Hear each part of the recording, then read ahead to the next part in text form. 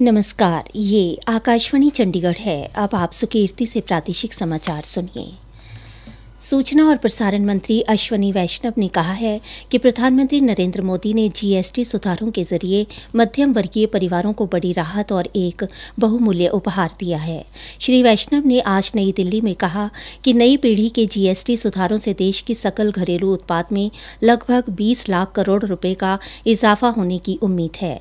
इससे देश की अर्थव्यवस्था को काफी बढ़ावा मिलेगा।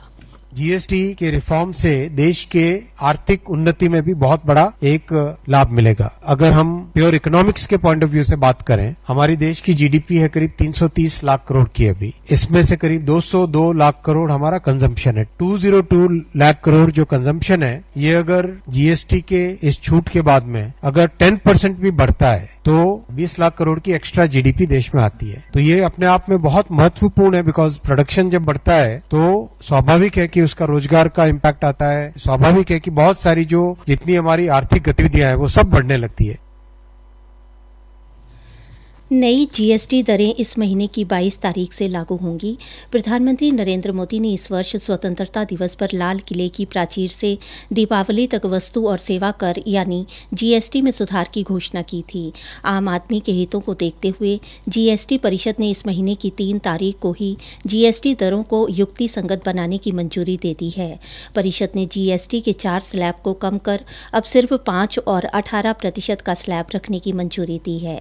इससे कई क्षेत्रों में कर की दरें कम हो गई हैं और लोगों के लिए जीवन आसान बनने का रास्ता साफ हुआ है। हरियाणा के मुख्यमंत्री नायब सिंह सैनी ने कहा कि 17 सितंबर से लेकर 2 अक्टूबर तक प्रदेश भर में सेवा पखवाड़ा मनाया जाएगा। इस दौरान जन सेवा के अनेक कार्यक्रम, लाभकारी योजनाएं, स्वच्छता अभियान सहित केंद्र व प्रदेश सरकार के अन्य संकल्पों को फलीभूत किया जाएगा। श्री नायब सिंह सैनी ने कहा कि पिछले 11 वर्षों से प्रधानमंत्री नरेंद्र मोदी के नेतृत्व में जन कल्याण के लिए नई नई योजनाएं और प्रकल्प लागू किए गए हैं, जिनका आज देश की जनता को लाभ मिल रहा है। इसी सोच और ध्येय के साथ प्रधानमंत्री के जीवन दर्शन से प्रेरित होकर सेवा पखवाड़े के दौरान जनता के बीच सेवा भाव को बढ़ाया जाएगा। भारतीय जनता पार्टी के हरियाणा प्रदेश अध्यक्ष मोहन लाल बड़ौली ने 17 सितंबर से सेवा पखवाड़ा के दौरान कार्यकर्ताओं से समाज के हर वर्ग व व्यक्ति तक पहुंचने का आह्वान किया। उन्होंने कहा कि सेवा पखवाड़ा के जरिए भाजपा के कर्मठ कार्यकर्ता लोगों के दिलों से जुड़ेंगे और पार्टी की नीतियों, उपलब्धियों और योजनाओं पर चर्चा करेंगे। श्री बड़ौली सिरसा स्थित भाजपा कार्यालय सरसाई कमल में एक कार्यशाला को संबोधित कर रहे थे।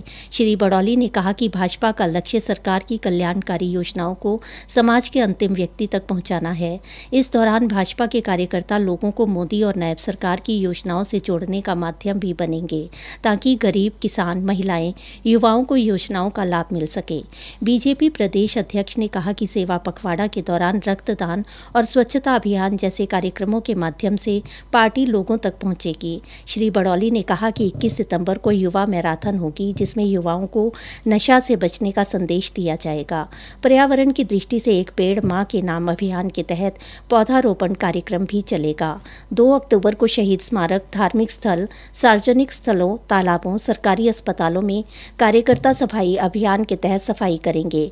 उन्होंने कहा कि जिला स्तर पर प्रबुद्ध जन सम्मेलन होंगे, जिसमें डॉक्टर, इंजीनियर, वकील व शिक्षाविदों के साथ चर्चा होगी।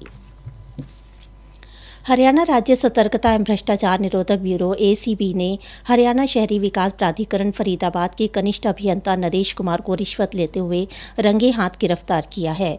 आरोपी ने एक शराब ठेकेदार से उसकी दुकान को न तोड़ने की एवज में रिश्वत की मांग की थी।